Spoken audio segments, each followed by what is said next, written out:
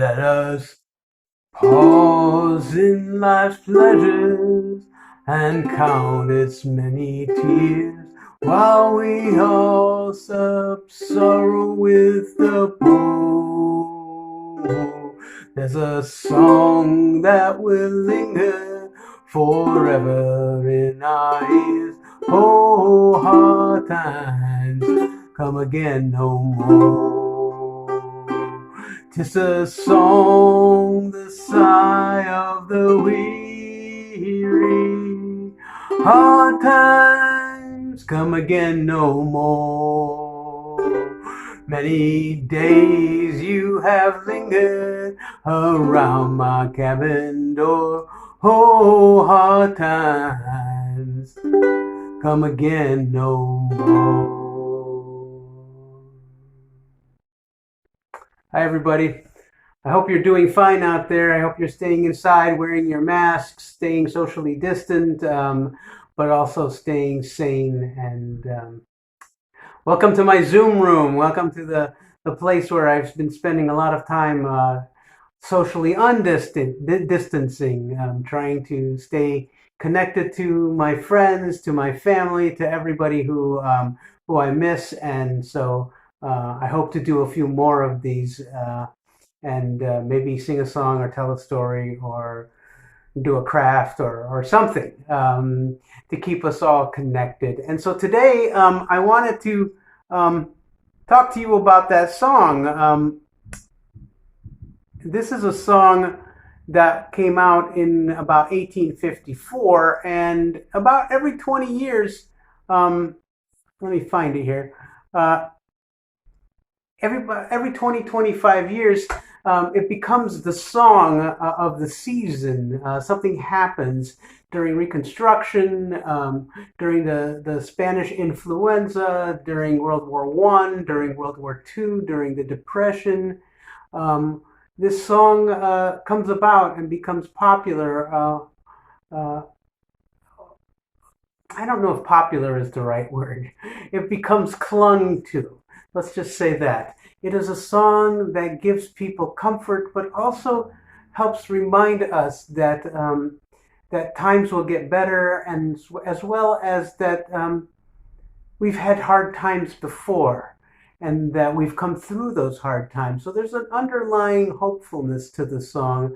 But I wanted to talk to you about where the song actually came from. And the best way to do that is, this is from September 15th in 1854, and it's an article that was written for the Pittsburgh Gazette. And the headline is Cholera. This disease broke out with great virulence in the city on Monday night and continued to rage with a violence unusual for this locality during the great part of Thursday.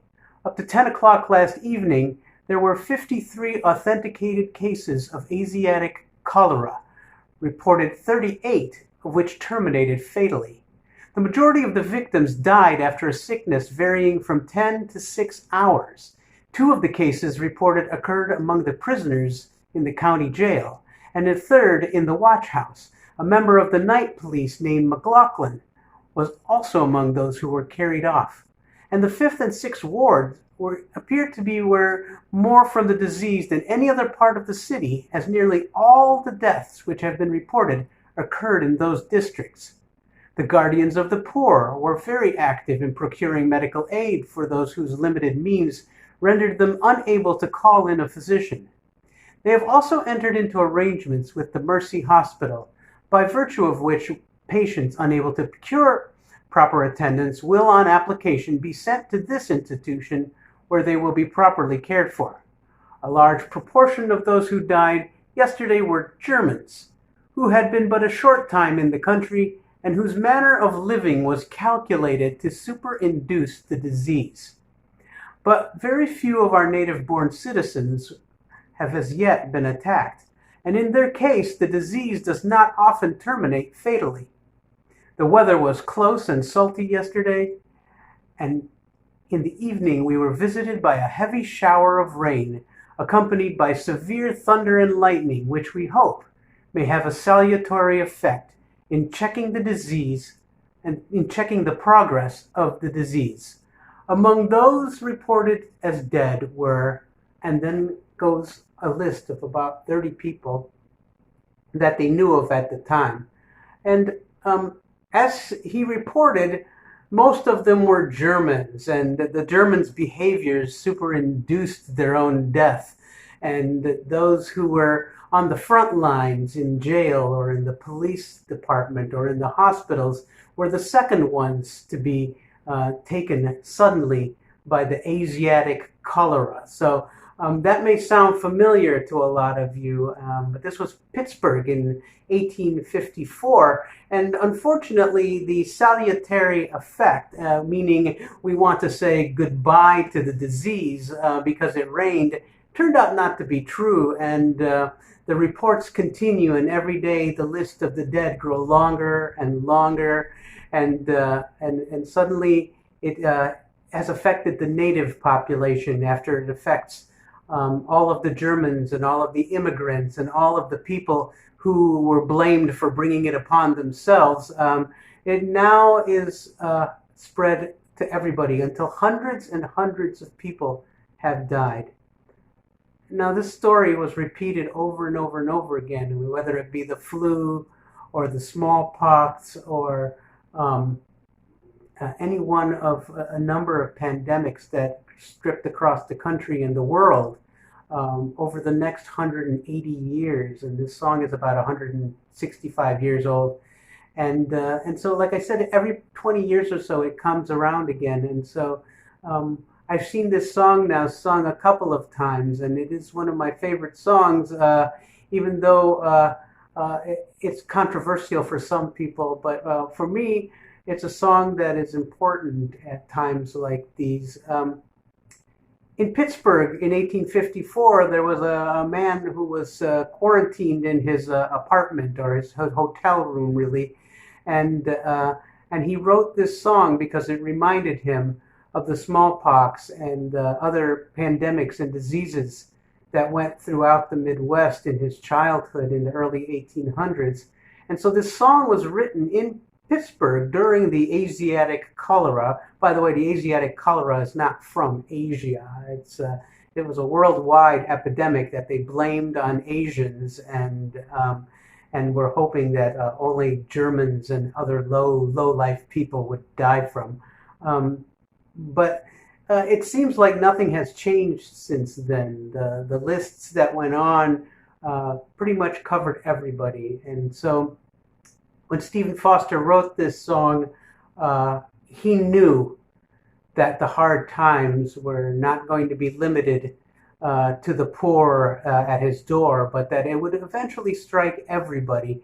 And when you read all of the verses of this, he basically is pleading that all of the hard times, all of the diseases, all of the people dying and starving at his door will not come into his cabin door, and that it stays outside of his cabin door. And this is kind of a heartless wish, if you ask me, but it was really, really, really prevalent for the time that the idea was that all of these hard times, whether it be drought or dust bowls or diseases or famine or whatever it was, that it happened to other people and not to ourselves. And so this is sort of the underlying feeling that we get whenever we sing this song. We hope it doesn't happen to us. But I thought you might want to know where this song came from. And for those of you who think about it as part of the Depression or maybe the World War or maybe whatever your hard times were in the 50s or 60s, because this became popular again while the folk singers sang about it in terms of what they perceived to be the hard times. I thought you might want to know a little bit more about it. And so I'm going to sing the last verse here and let you go on about your day. And I just wanted to share a little something with you and share this song with you. And while I'm practicing my poor ukulele skills, I thought I would inflict that upon you as well. 'Tis a sigh that is wafted across the traveled waves. 'Tis a wail that's heard upon the shore. 'Tis a dirge that is murmured around the lowly grave. Oh, hard times come again no more. 'Tis the song, the sigh of the weary. Hard times come again no more. Many days you have lingered around a cabin door. Oh, hard times come again no more.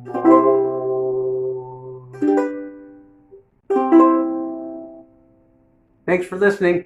Hope to see you all soon in person.